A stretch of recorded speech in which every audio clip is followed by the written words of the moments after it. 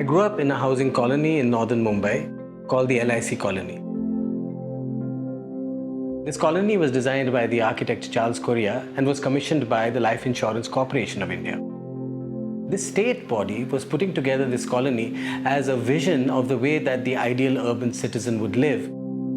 And in Charles Correa's work, you can see many of the manifestations of those desires. These terraces, these staircases, these courtyards were all spaces where the modern Indian citizen was meant to perform their everyday life. In many ways, it is a representative in physical form of the socialist and democratic ideals of the modern Indian state. And I grew up in these spaces, and I must say that these spaces have had a profound impact on the way that I see the world and the way I see the role of architecture in the world. What is good, what is bad, what is valuable, what is ugly. I probably learned more from growing up here than I did from the school that I went to, or from the books that I read, or from the movies that I saw. We are living now in really extraordinary times. It is that very relationship between physical experience and learning that has completely transformed over these past few months. What does it mean when the only experience both the faculty and the students have of space is of their own homes and of their neighborhoods? What does it mean to really talk about spatial production in a situation like this?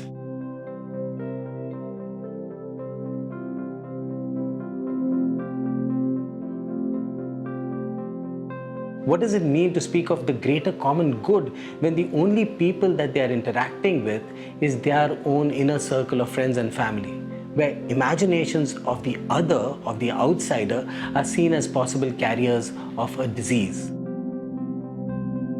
One of the questions that we've had concerning learning is, how does one really learn? Can one really learn anything without confronting something that's not like you? And can this confrontation be only intellectual and conceptual, but shouldn't that confrontation also be visceral, physical? Because it is in the physical and the visceral that we really begin to also transform who we are. We learn to become architects not by imbibing some abstract skills that we can then apply in the world. We perform as architects by participating in processes that are currently shaping the world. And these processes are not immaterial. They exist in kind of tangible form as negotiations and confrontations with other interests. Can we really evolve the role of architecture in the world that we are inhabiting right now if the only interaction that we have with each other is through the digital realm?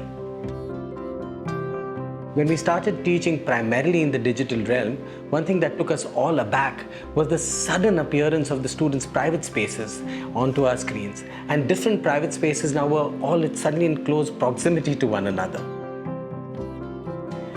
There was a time when we were in the physical world, we could leave our private lives behind. We could come to the school and we could perform new identities. And in the taking on of these new identities, we also learned a lot. We could become who we wanted to be. We could reinvent ourselves. The sudden emergence of the interiors of homes in the public realm challenged us in new ways. Zoom backgrounds blurred where we were, who we were with. We chose where we could be, in a landscape of mountains, on a beach, in a garden, or in front of a bookshelf itself. We could choose how we wanted to be seen as. Yet these performances that we did lasted just as long as the screen was on. With the click of a mouse, we were back into our everyday lives, doing our everyday chores.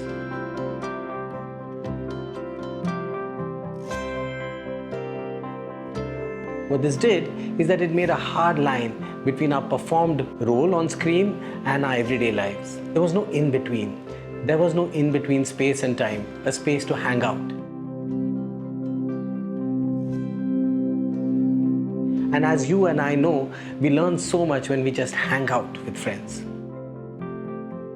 And this has meant that as teachers, we've had to invent new modes of informality, away from the harsh glare of the Instagram image or the Facebook feed. We've had to find ways in which we could just hang out and gossip, chat with each other, or sometimes just stay silent and listen to banter and gossip. We tried really to create these kinds of spaces, but it's been difficult. Because in an online world, it is so easy to misread text because it doesn't necessarily come with a face that is winking and smiling at you.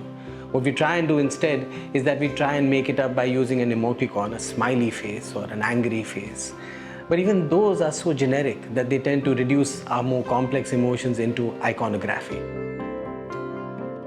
While the internet has brought us the possibility of unrestricted access to almost anyone around the world, and that has been an extremely powerful tool of learning, it has also curiously been able to create spaces that create echo chambers within which we all lie and are comfortable in.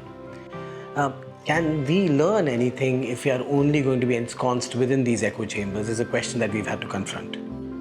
Online teaching can be successful, I guess, if everyone has free and open access to the internet at all times. Yet that is far from the truth. We have students who come from so many different backgrounds. People who sometimes are living in a tiny room where there are 6 people sharing a room and 4 of them want to use the same device at the same time. And we have people who are living in tribal districts in India which don't have regular access to the internet.